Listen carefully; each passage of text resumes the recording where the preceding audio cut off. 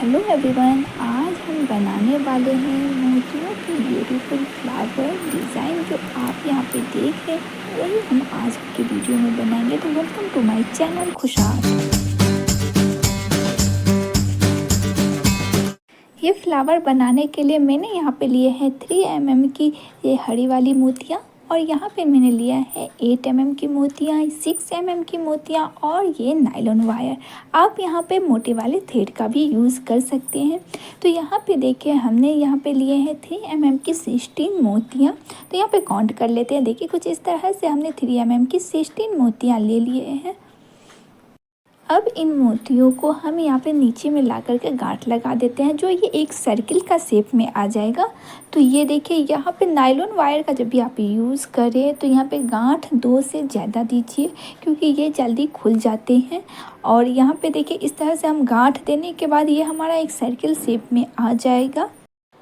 Friends ये देखिए first level में हमारा ये सर्किल बनाना है। अब हम चलते हैं सेकंड लेवल की तरफ, जहाँ पे हम यूज़ करने वाले हैं और भी कई तरह के मोतियों का, जो मैंने अभी साइज भी आप लोगों के साथ मेंशन किया है। तो यहाँ पे सर्किल बन जाने के बाद हमारा फर्स्ट लेवल यहीं पे कंप्लीट होता है। अब हम चलते हैं सेकंड लेवल के लिए। तो यहाँ पे हमें चाहिए एक 8 mm की मोतियाँ, उसके बाद हम लेंगे 6 mm की वॉलेट कलर की मोतियाँ, और फिर हम लेंगे यहाँ पे 4 mm की मोतियाँ।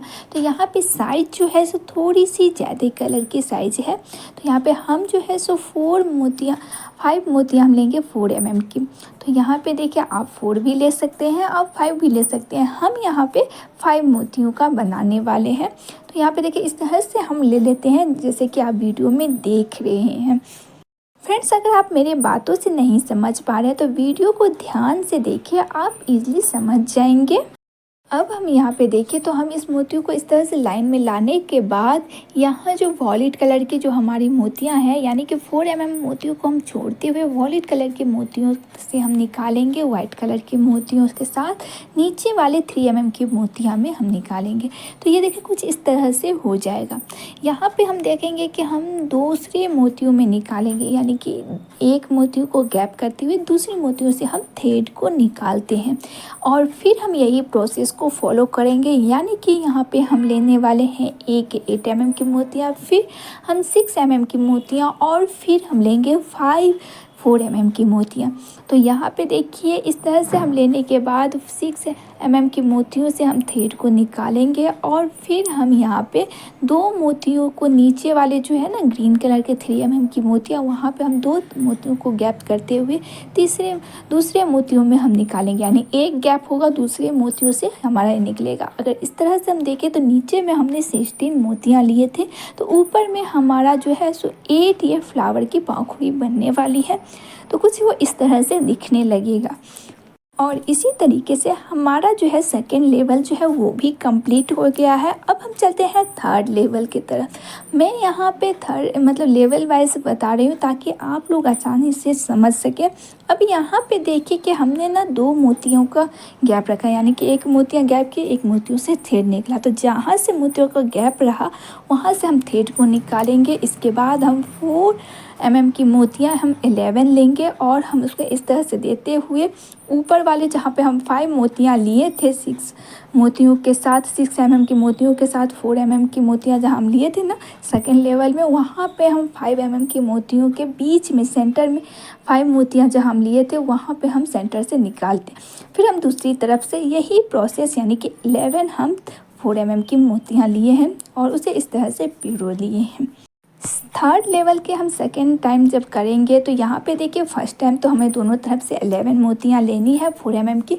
अब सेकेंड टाइम जब हम करेंगे तो हमें ना दूसरी तरफ निकालना है। देखिए ठीक उसी तरीके से सेंटर से हमें निकालना है थ्रेड को, और यहाँ पे देखिए तो हम इस तरह से जो है सो 11 मोतियाँ लेंगे, और 11 मोतियों को हम कुछ इस तरह से देते हुए थ्रेड को सेंटर से निकालेंगे।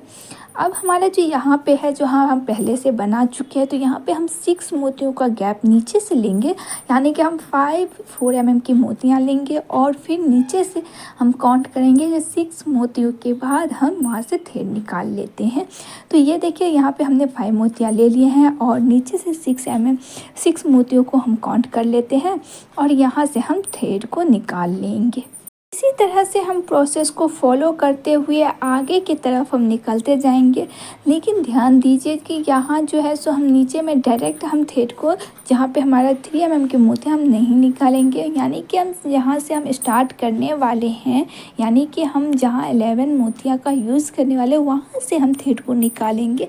तो दूसरी तरफ जब हमारा बना हुआ फ्लावर के पाखुड़ी मिले भी तो हमें आसानी से कर पाएंगे। तो ये देखिए कुछ इस तरह से हम थ्रेड को निकालते हुए कर लेंगे और इसी प्रोसेस को फॉलो करते हुए हम जो है सो पूरे फ्लावर में हम पाखुड़ी को कंप्लीट कर लेंगे। तो प्रोसेस जैसे कि हमने 3rd लेवल में कंप्लीट किया था, ठीक उसी प्रोसेस को फॉलो करते हुए आगे की तरफ चले जा रहे हैं। यहाँ पर ध्यान देना है कि हमारा थ्रेड जो है सो वहाँ निकले जहाँ से हम फ्लावर को स्टार्ट कर रहे हैं। ये बात मैं बार बार कह रही हूँ कि यहाँ पे जो है थोड़ा सा ध्यान देना है कि देखिए यहाँ से हमारा फ्लावर स्टार्ट होगा तो उसके सेंटर से हम जो है सो थ्रेड को निकालेंगे। अब यहाँ से हम 11 4 mm की मोतियों को लेंगे और यहाँ से हम आगे के प्रोसेस करते हैं। जैसे कि हमने कहा ये ऊपर वाले जो मोतियाँ हैं उनमें से हम थ्रेड को निकालेंगे और फिर यहाँ पे 5 मोतियाँ लेने के बाद नीचे की तरफ 6 मोतियों का गैप देते हुए आगे की तरफ चले जाएंगे और फिर हम थ्रेड को निकालेंगे। तो इसी तरीके से प्रोसेस आगे चला जाता है। लेकिन यहाँ पे ध्यान देना है जो बात वो मैंने आप लोग के साथ अभी अभी बताया है। इस फ्लावर में आप यही चीज़ें काफ़ी ज़्यादा मायने रखती है। यहाँ पे देखिए इस तरह से जो है फ्लावर बनते हुए दिख रहे हैं। अब यही प्रोसेस को मैं आप लोग के साथ डिटेलिंग में दिखा रही हूँ, यानी कि मैं पूरे जब पाखुड़ी बन रही है तब तक मैं आप लोग को दिखा रही थी ताकि इसे मैं समझने में आसानी हो और आप इजीली बना सकते हैं। तो ये देखिए कुछ इस तरह से जो नीचे के जो थ्रेड को निकालेंगे तो हम वो सेंटर से ही निकालेंगे और ये पूरे नीचे तक हमें लाना है थ्रेड को। यहाँ पे देखिए इस तरह से हम निकाल करके काम आगे की तरफ करते हैं। अब हम पूरे कर लेते हैं और यहाँ लास्ट में हम देखेंगे कि किस तरह से हमारा जब लास्ट मतलब पैटर्न बचता है, जब हम लास्ट में कंप्लीट करते हैं तब हम उसे कैसे करते हैं, क्योंकि दोनों तरफ से अगर देखें तो यहाँ पे फ्लावर की पाखुड़ी बनी हुई है और बीच सेंटर में ये खड़ा है।